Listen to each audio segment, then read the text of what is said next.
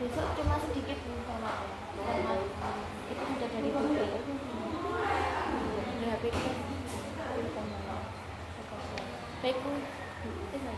Baik, langsung saja ya Bu.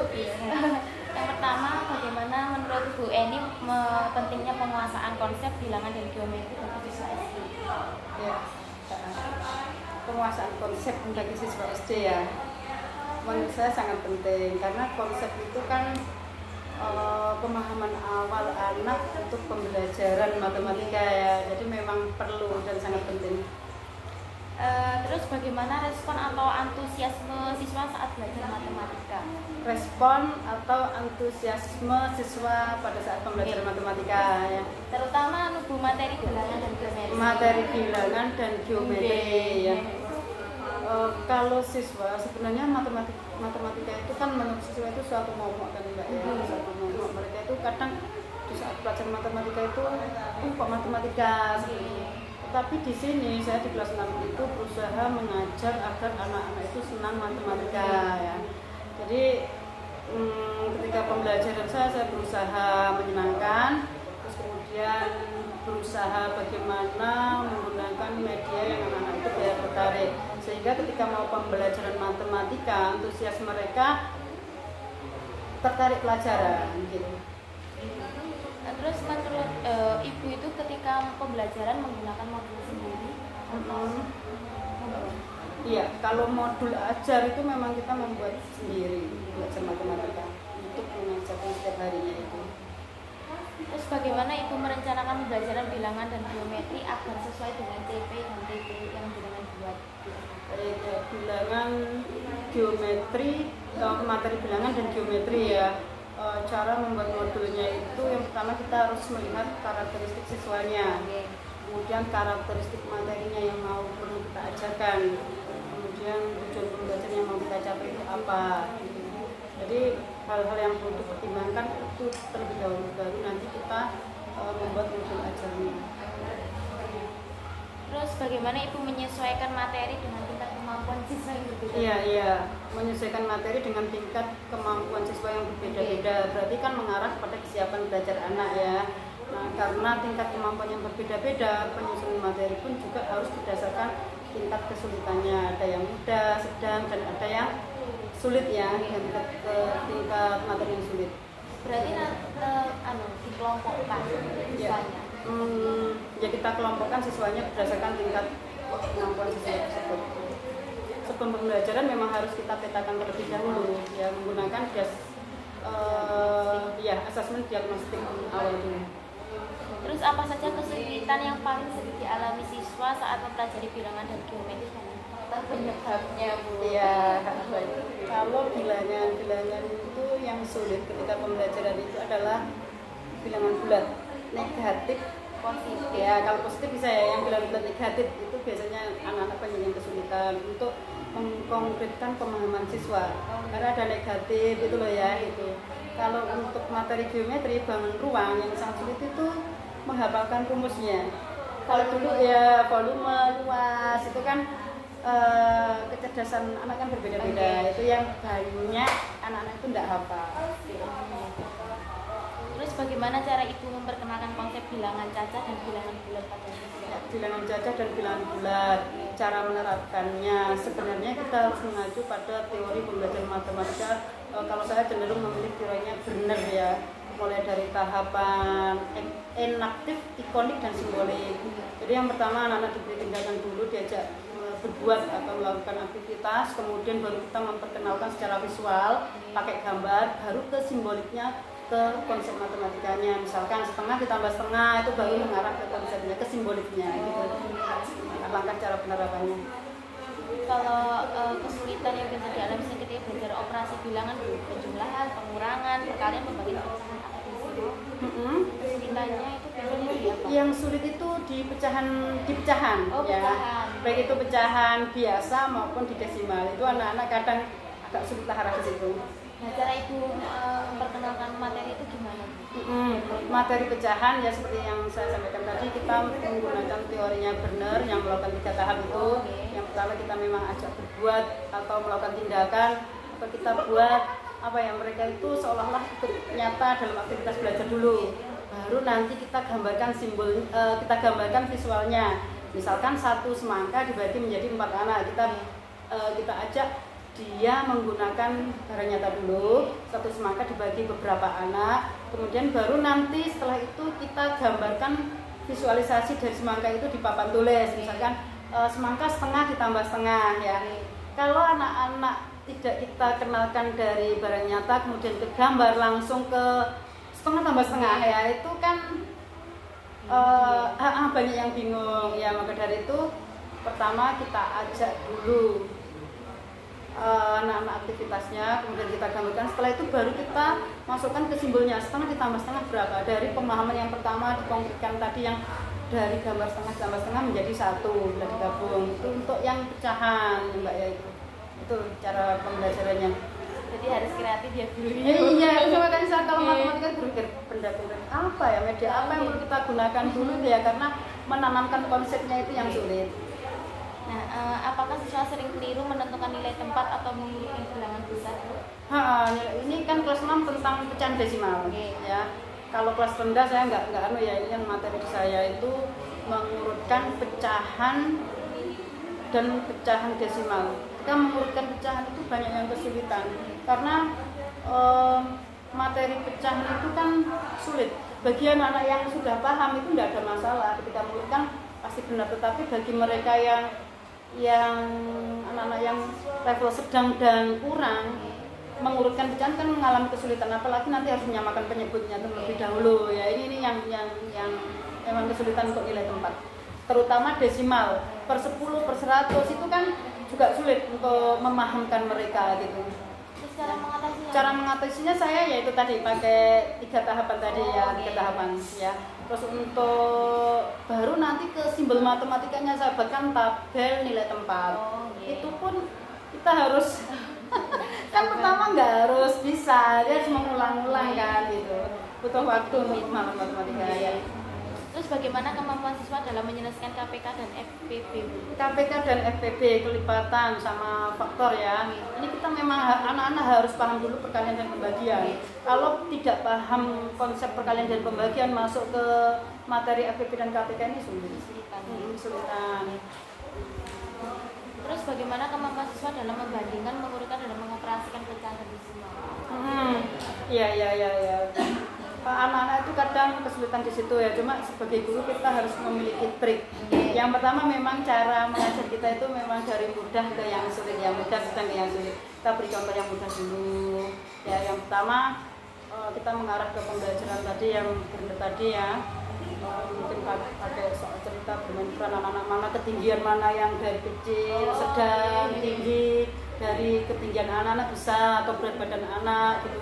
Terus kemudian nanti kita setelah praktek langsung, kemudian tahap berikutnya menggunakan visualisasi gambar yang di papan. Gambar ini kira-kira yang besar dulu yang mana, urutkan dari terbesar, urutkan dari yang terkecil, baru kita nanti ke angkanya. Lah, ke simboliknya ya, ke simboliknya itu angka. Untuk angka itu kalau anak-anak diberi nilai yang besar kan pasti nggak seneng matematika. Jadi cara kita mengarahkan ke situ, kita beri memang soal yang mudah dulu biar mereka tertarik, percaya diri untuk bisa mengerjakan. Baru ke soal yang lebih sulit. Soal yang lebih sulit gitu.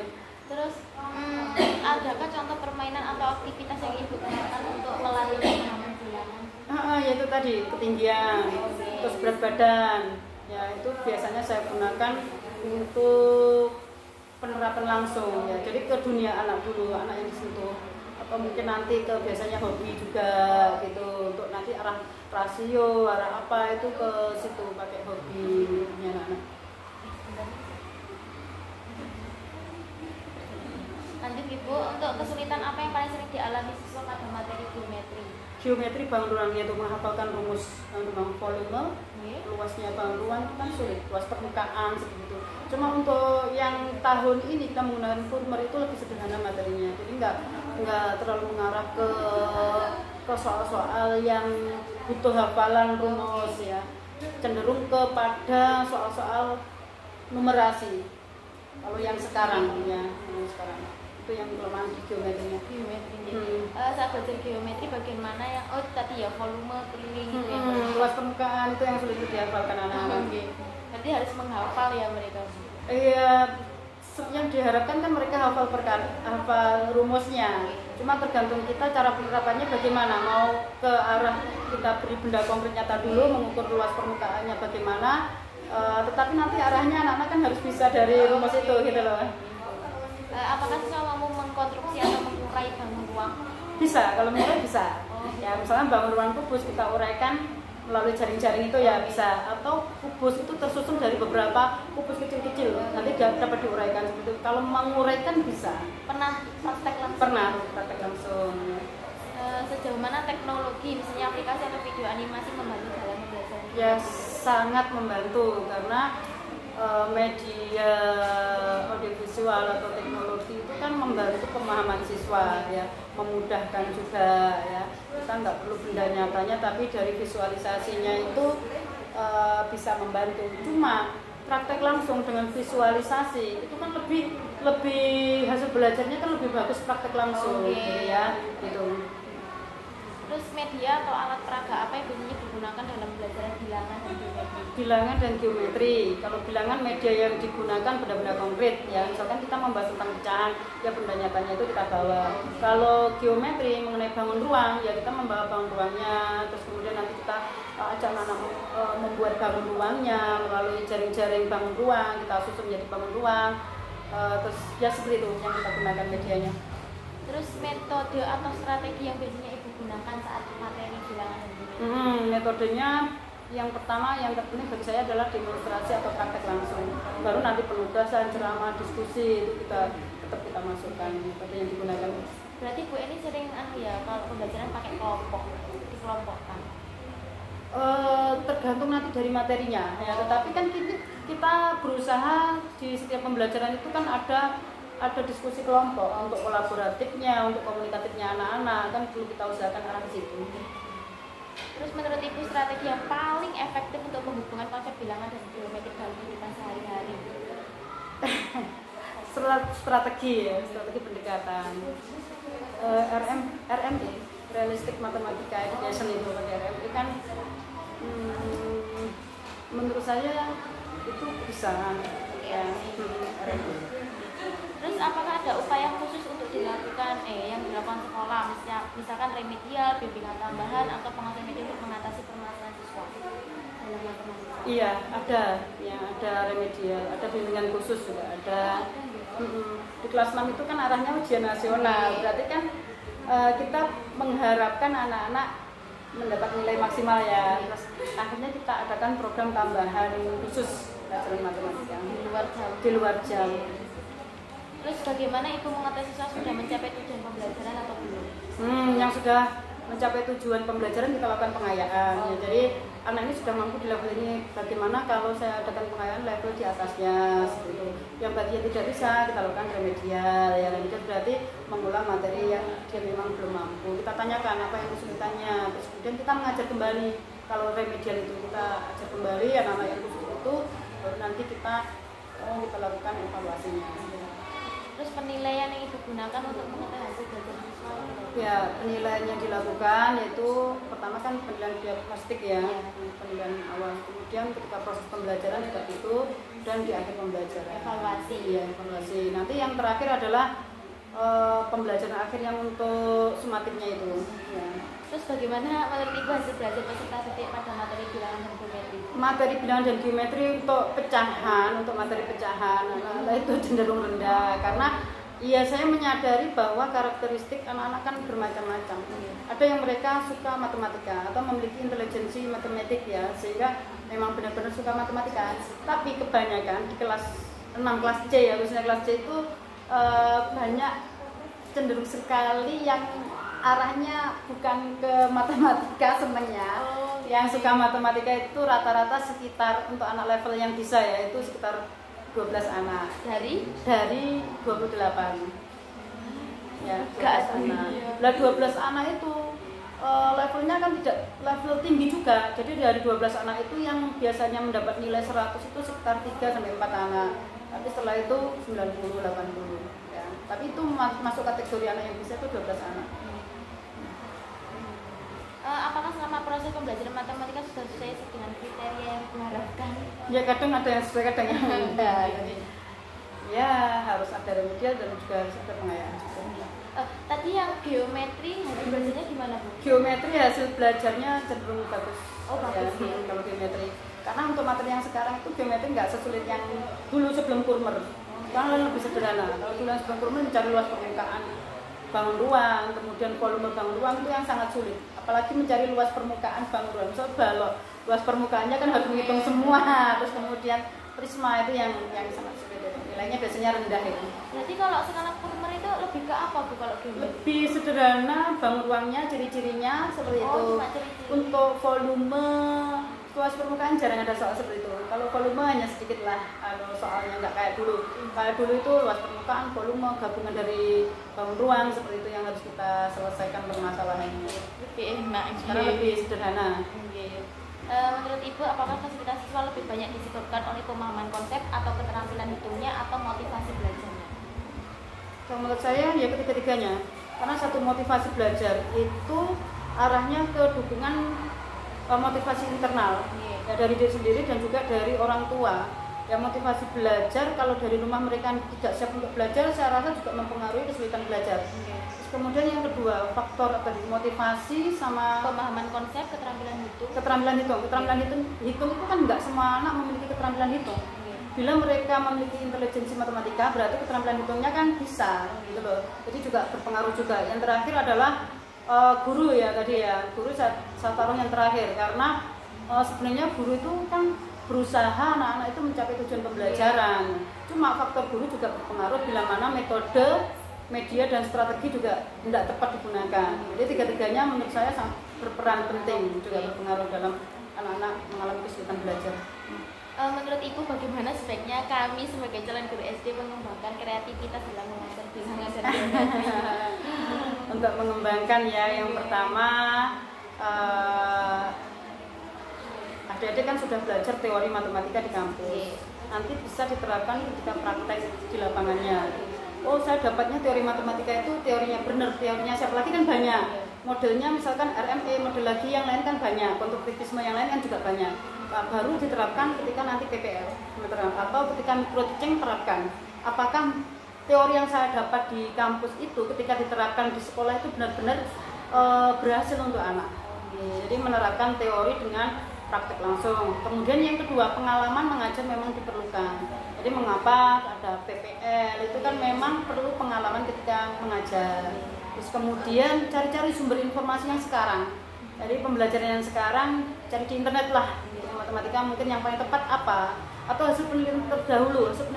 Oh ternyata ketika pelajaran ini diterapkan pakai ini banyak yang berhasil. Berarti saya tak coba menerapkan pakai ini. Bisa pakai referensi. Komunikasi seperti ini dengan guru juga bisa untuk menambah wawasan ya. Apa saran Ibu bagi mahasiswa PGC agar bisa menjadi guru SD yang mampu membuat matematika lebih menyenangkan? Ya, pembelajaran sambil bermain, belajar sambil bermain. Kemudian ya terapkan model pembelajaran yang berbasis aktivitas siswa atau berpusat pada siswa ya gitu. Ajak ke benda konkret juga ya. Ajak mereka kontekstual sesuai dengan kehidupan sehari-hari anak ya. Terus ya sama belajar pembelajaran berbasis IT yang sekarang ya bisa. Sekarang serba IT. Ya, serba IT. Kadang anak-anak itu bosan pembelajaran itu saya kepengen pakai HP, pakai karena kan memang zamannya sekarang kan sudah menggunakan IT. Nggak bisa dipungkiri itu memang keinginan anak-anak. Berarti boleh bawa HP? Boleh. Nah, kalau untuk pembelajaran. Kalau pas tidak pembelajaran disimpan sendiri atau bagaimana? Ya, misalkan dalam satu minggu kita butuh pembelajaran menggunakan HP ya. Sebenarnya memang nggak direkomendasikan, tetapi karena kita melihat kebutuhan untuk pembelajaran, ya saya mau izin ke ibu kepala sekolah akhirnya nanti ya. Ya, gitu. Sudah, mungkin itu saja. Terima kasih banyak sudah menjawab pertanyaan kami. Besok masih merepotkan lagi. Iya, besok jam 8 jam 8 siap. Terima kasih banyak. Oh iya Bu, izin foto. Oke. Saya minta tolong ke Mbak Cika itu loh, gitu lagi. Saya tak panggilkan aja. Oh saya